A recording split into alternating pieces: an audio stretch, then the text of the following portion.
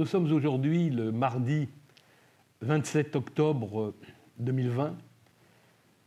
Et si j'avais répondu à cette interview il y a un an, je n'aurais pas dit la même chose.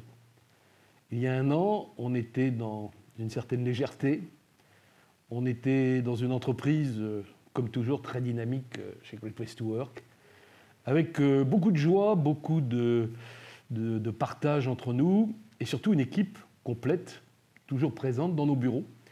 Et finalement, à cette époque, même si nous pratiquions déjà le télétravail, c'était une journée maximum par personne par semaine, et évidemment, la majorité des salariés préféraient être au bureau.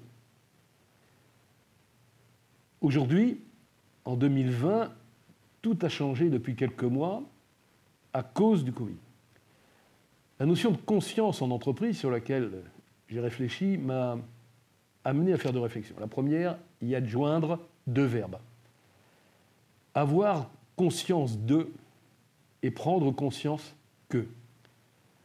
Avoir conscience de cette situation extraordinaire, dans le sens où on n'y a jamais été confronté, que ce soit pour les jeunes femmes ou jeunes gens de notre équipe qui parfois débutent dans la carrière, ou pour les gens plus expérimentés comme d'autres dont je fais partie, nous n'avons jamais été confrontés à une telle situation.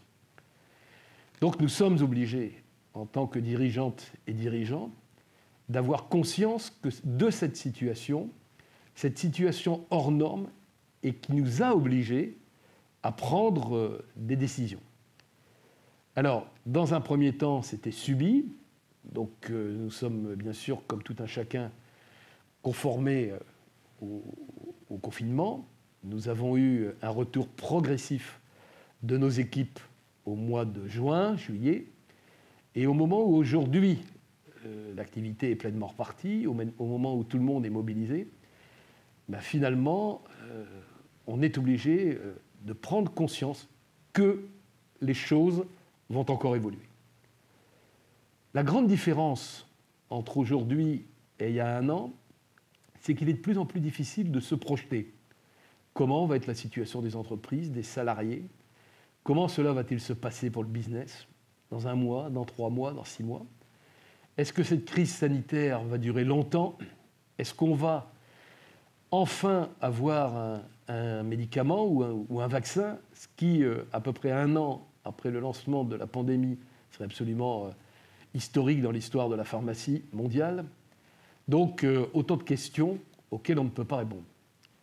Donc, prendre conscience que toutes et tous, dans l'entreprise, chez Great Place to Work ou dans n'importe quelle entreprise, que nous vivons une époque extraordinaire et mettre en place différentes choses pour passer au mieux cette période, c'est quelque chose d'essentiel.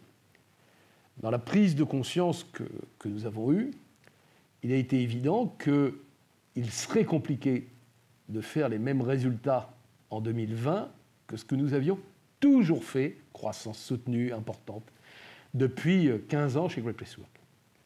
Et donc il a fallu prendre des décisions rapides.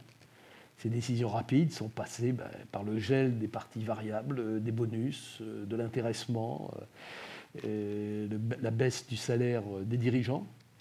Et ce qui a été extraordinaire, c'est que la prise de conscience de l'ensemble de l'équipe avec laquelle nous avons travaillé, le directeur général Julien Brézin et moi, en toute transparence, a recueilli une très forte adhésion. Et c'est pour ça que malgré le contexte particulier, nous restons avant tout et surtout optimistes.